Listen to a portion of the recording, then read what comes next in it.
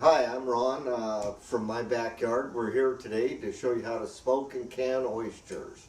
So the first step is we blanch them in boiling water until it's fairly firm. So here we go. Watch it.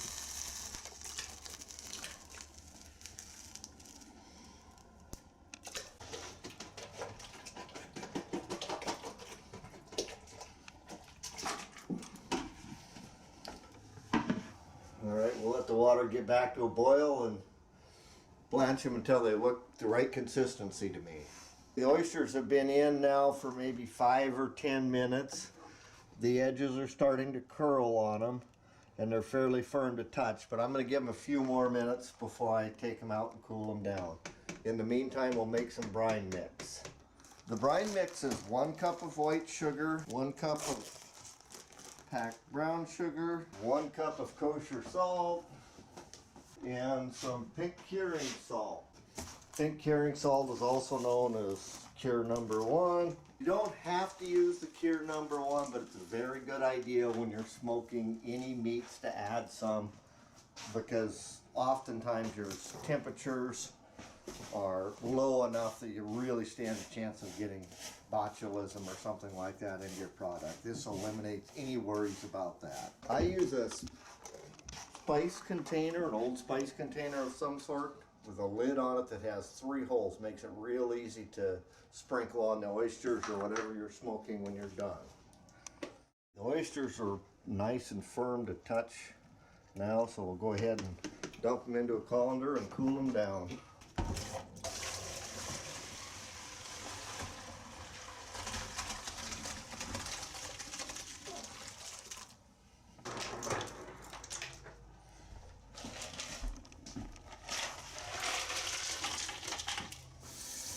Water back on the stove for the next step. You want to handle them a little bit gently. You don't have a nice looking product. You want to make sure you're not tearing them apart.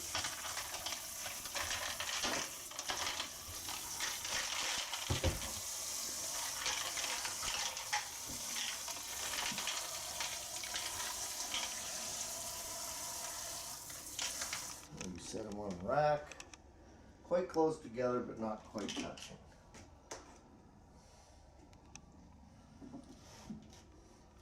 The oysters here, these are what they call mediums. I prefer to use the small size for myself, but these people prefer medium, so that's why we're doing this. Small oysters will give you about 120 oysters per gallon, which equates to about 12 1/2 pint jars once they're smoked. You lose a lot of size when they dry out and smoke. These are mediums, and there's about 80 to 90 per gallon. I usually use smalls, and they're about 120 per gallon. So once we've got them on a tray, we'll take our brine shaker and give them a pretty liberal covering with our brine mix.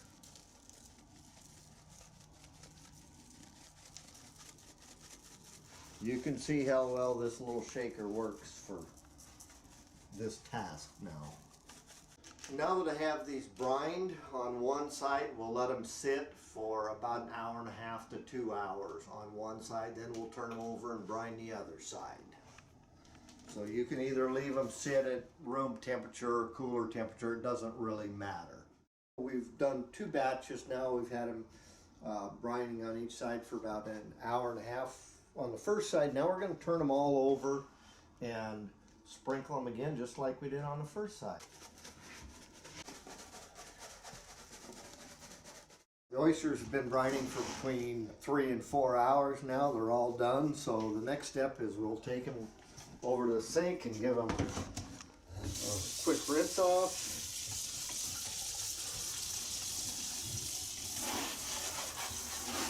Doesn't have to be super good, but you want to get, the loose salt or whatever leftover brine on them is done.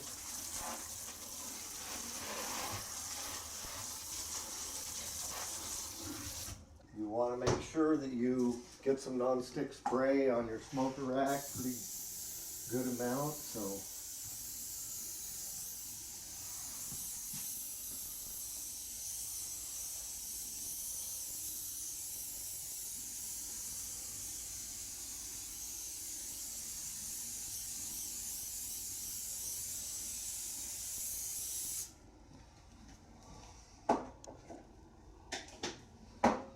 So when you place them on the smoker rack,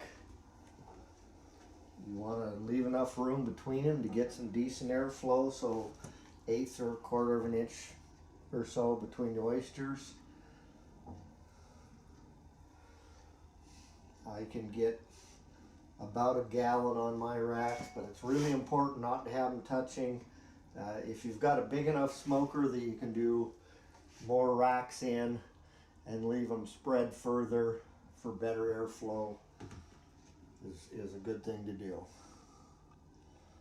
We finished putting all the oysters on a rack now. We're going to let them air dry while we go get the smoker ready. Alright, time to fire off the smoker now. I just have a homemade smoker and a homemade smoke generator. But any commercial smoker will work. I run the internal temperature at about 170 degrees. I've had it warming up now for quite a while, so I know the internal temperature is there, and we'll just get the smoke generator and some smoke going here. Just my smoke generator is it's a cold smoke generator, so I'm dumping in a few briquettes is how I ignite it. And we'll add some chips. For chips, I use a mixture of alder and applewood.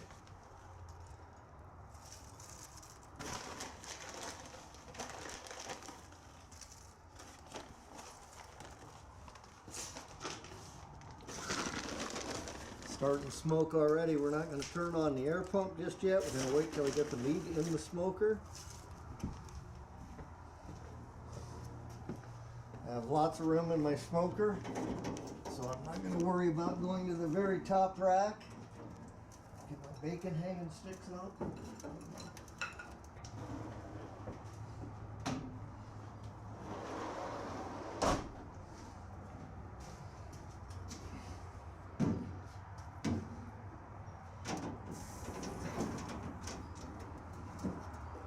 Alright, now I'll really kick the smoke generator into higher gear. You'll probably be able to see more smoke start coming out inside. Just a second.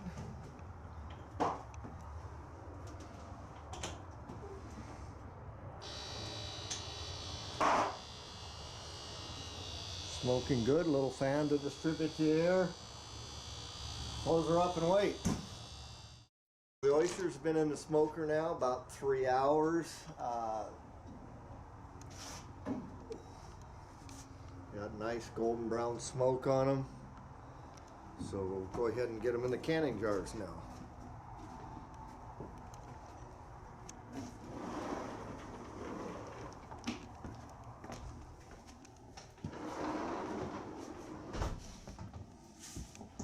We're going to let these cool down just a little bit before we handle them so we can not burn ourselves. So the oysters have cooled down enough so that we can pack them in jars. I just kind of stuff them in 6 or 8 per jar. Number doesn't really matter, just to the bottom of the ring. We're filled up. You'll notice when I'm stuffing the jars, I leave the ring on. That saves me cleaning off the top of the rim before I add the lids to them. Regardless of how dry an individual oyster might be, the moisture content in them kind of balances out when you can them. So I don't add any oil or anything to the jar before I can them. It's just strictly the juice that's in them is what's in the oysters. But that's personal taste, and somebody can add olive oil or vegetable oil to them if you wanted. A word on the oysters. I own one of the most productive oyster beaches on all of Hood Canal, and I will not go through the time and effort to shuck my own oysters. South Bend, Washington, or Raymond, Washington on Willapa Bay has several oyster plants that you can buy them very cheaply. They're probably about $50 a gallon for the smalls. It's a much better way to go. It'll save you so much time and effort in doing it. And also, I'd like to recommend, if you're trying this for the first time, don't go out and buy a gallon of oysters. Try it with a quart. Figure out what you like for personal taste. I don't know everything. I don't know what other people like. I just know what I like. So personal taste is all yours. So feel free to experiment with this basic recipe. Now that our jars are stuffed, we can go ahead and remove the rings and get ready to put lids on. I've warmed up my lids in a little bit of boiling water. My fancy lid tool. The pressure can before, you know, when you put the lids, the rings on, you just barely want them finger tight. Don't screw them all the way down. When I put the jars in, I'll put the bottom row in. And I want my water level to be right up to the ring on the jars. I got a little bit more to go. If you're using 2 layers, you don't necessarily need a canning rack. You just offset the second layer so it's not directly on top of another lid. Last lid going on this last batch coming out of the smoker.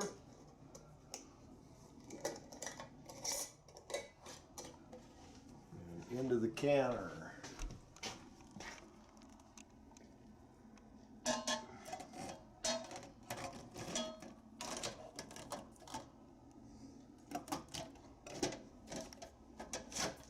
For canners, I prefer the Presto brand. They're cheap, they're good. You can find parts for new ones or old ones anywhere, online, and you see a lot of them at garage sales and whatnot. So that's my preferred brand. Also, you'll notice I've marked the lids on these as far as what's in them and the date. Normally I wouldn't do that until after they came out of the smoker, but because I'm making these for a couple of different people, I needed to separate them. Even though your Presto canner, the big ones might say you can only hold 24 half pints in them, trust me, you can fit more. You can fit 32.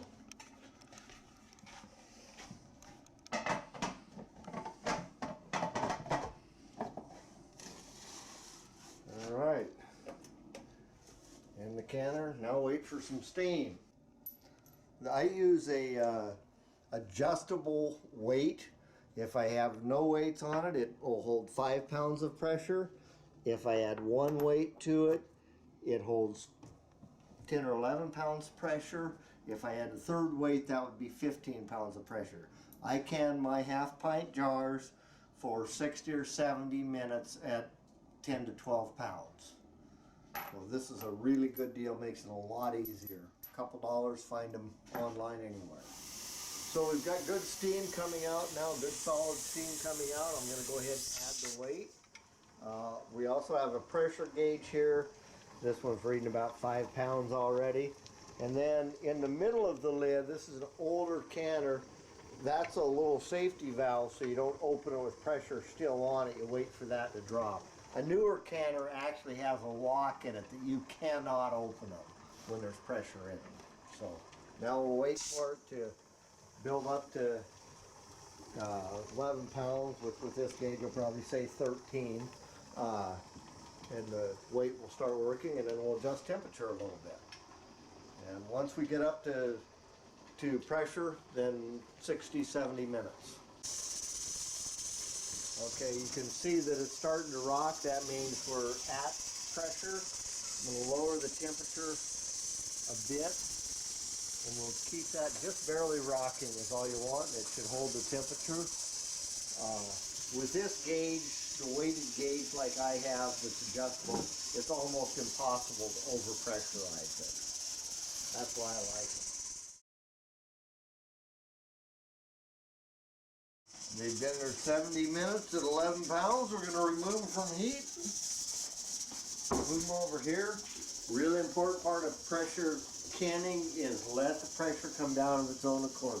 Don't lift the weight off. Don't do anything else. When the little button in the top drops, there'll be no pressure in it. Then we'll take the jars out. You can see the pressure gauge is down to 0. The little thing that's dropped in the top means we're safe to open. Always tilt the lid away from you so you don't get burned by steam.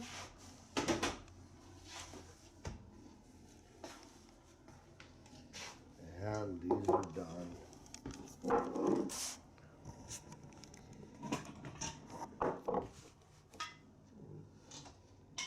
Most of these already sealed, you hear them pinging. It's funny. Getting them away from that heat and they're just popping. Yeah.